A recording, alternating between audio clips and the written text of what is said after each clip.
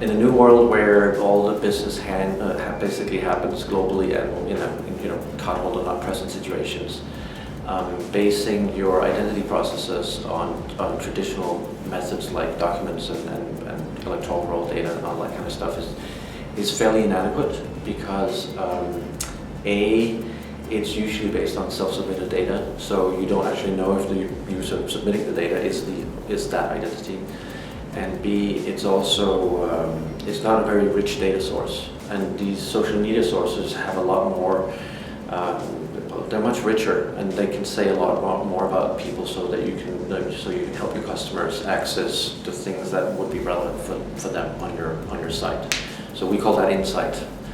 So we score the identity parameters, like your name and gender and all that kind of stuff. But we would also score like, are you a frequent traveler, or things like that, which might be relevant to the ticket company, right, or something like that. So it becomes very, very relevant to sort of have these insight aspects of the identity as well. And social media is very good for that. There's another aspect is that if you combine social media with a traditional data source, what social media does is it basically puts a life lived. It has like vintage. It has love invested in it, whereas a document doesn't really have that. So those two together, if they correlate well, is very good identity. So social media supports a traditional check really well.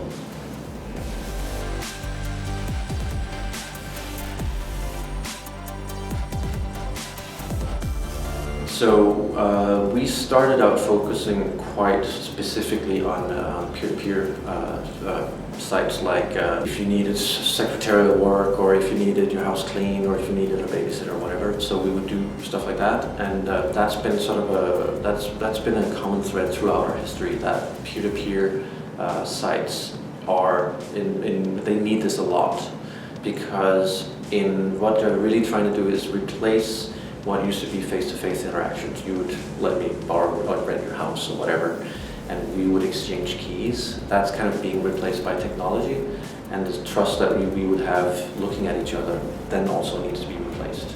So that's kind of a no-brainer for those types of companies. But what we're also seeing is that the payment industry a lot of different types of transactions, like remittance and also peer-to-peer payments, have a big interest in this as well, because again, it's about establishing trust between two parties, and it's also about identifying people in parts of the world where you just can't do it in any other way. So if you're transferring money to someone in Nigeria, for example, chances are that they won't be on any electoral roll, or maybe not even have a document. They might even not have a bank account. So any way that you can identify people in those parts of the world are super relevant for some of our customers. Some of the bigger customers that we're working with are trying to facilitate telcos in South America selling iPhones off the page instead of having to call them up and ask them questions and ask them to come to the shop with a document, because that slows business down. So yeah, it's relevant in those cases.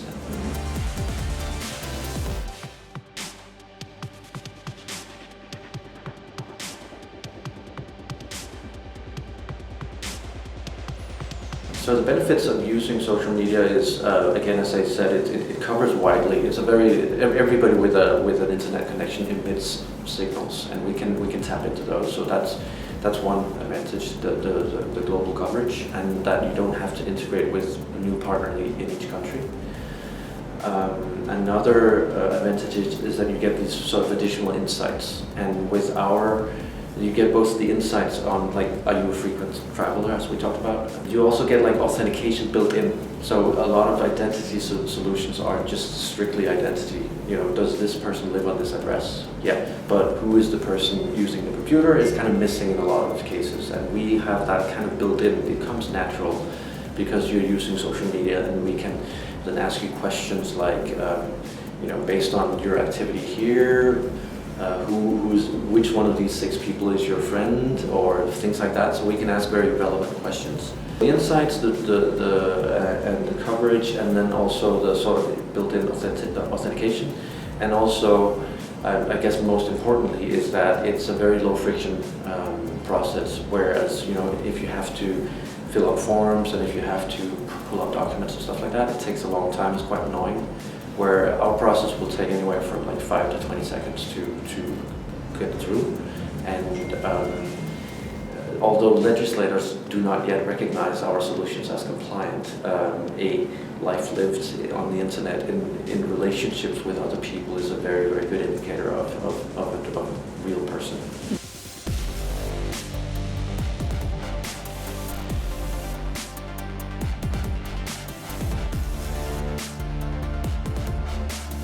So the next stage in identity and authentication is going to be, there's a lot of stuff that will happen. We'll have access to more biometric data. So right now, biometrics are more of a cool idea than they are a cool reality, because you have to set it up before you can actually use it to authenticate people. So I need an iris scan of your eye before I can authenticate you using your eye. So that's a barrier. But once the phones all start having these things, then that'll be a lot easier. We'll be then using those types of sources as well.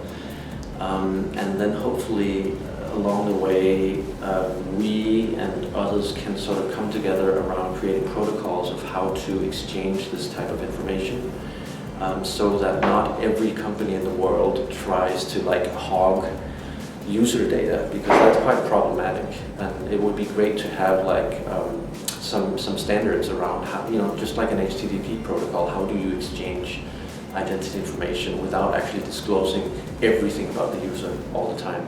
So yeah, I think that's going to be when things really start taking off, when we can all agree on how this is done, just like, again, like HTTP protocols or how payments are done, because that really made business take off when we all agreed that we could use credit cards, right? And we see something similar in the future, that we can all agree on how to exchange identity information.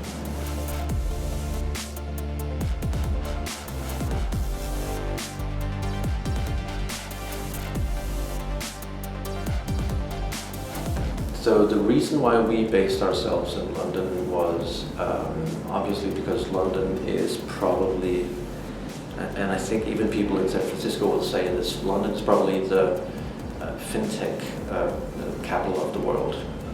So that made it a natural play, because we are, although we're not core FinTech, but we are, in peripheral to the FinTech scene. And so we thought that it would be a good place to be, and being here at level 39 has been pretty good for us. And also so I come from Denmark, and the company used to be a Danish company, and we then basically moved in over here. Also because access to funding is fundamentally different in the banking capital of the world than it is in Copenhagen. So access to funds and the sort of focus on FinTech in London makes it a no-brainer, really.